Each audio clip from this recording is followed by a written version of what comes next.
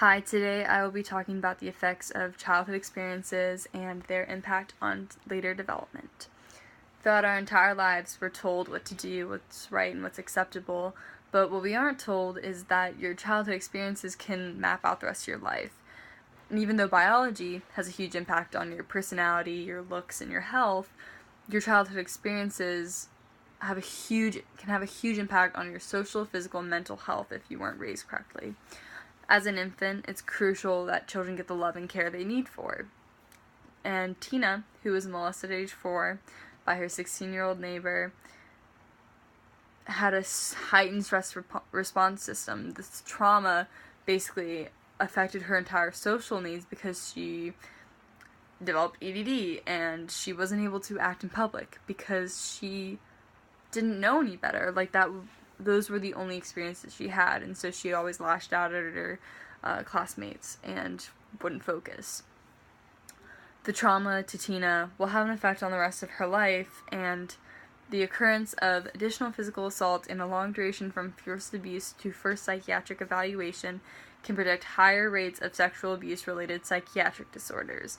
Tina's trauma molded her behavior and her perception on what it was acceptable because that was the only thing she knew.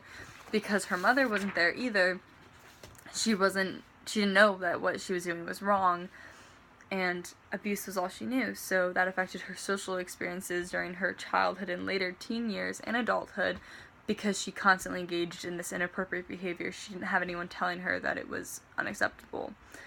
Eventually she can go to therapy for long durations, and this might be able to correct some of the behavior, but because it was done when she was 4 to 6, it's really hard to reverse that. Early childhood experiences can also affect your physical health. In Laura's case, who had infantile anorexia, she failed to receive the quality care she needed. Her mother, who was also in adopted care, didn't know how to raise a child other than meet her physiological needs, so feeding and changing her diaper. And because Virginia had no knowledge on how to raise a child, she just did what she thought she should do, and it actually affected Laura because she was failure to thrive. She was not releasing the hormones in her brain necessary for development, so she wasn't gaining any weight.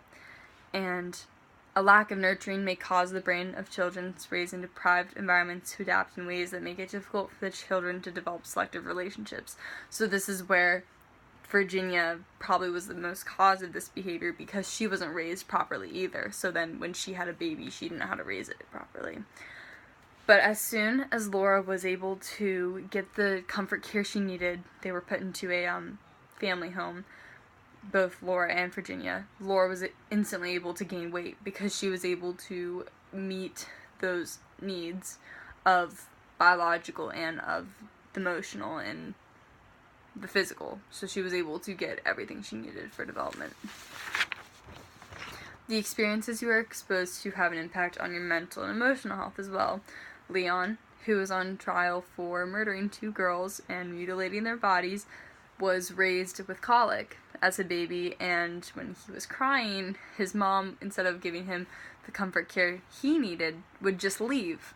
And so Leon developed no remorse or empathy. He didn't have the connections tying pleasure and people, so he didn't really care about maintaining relationships with people because there was nothing in his brain that told him to do so. And because his brain was underdeveloped, this definitely affected how he acted.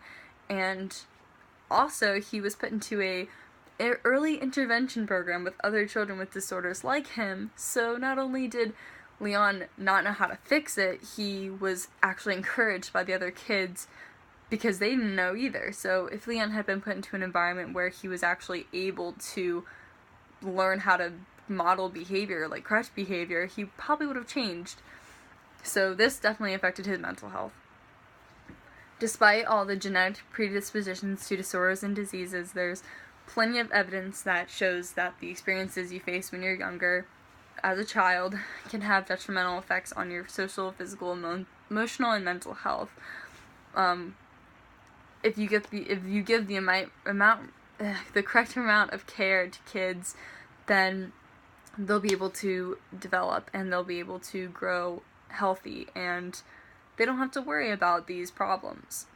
It's definitely crucial for everyone to know that these early experiences can affect your behavior and health.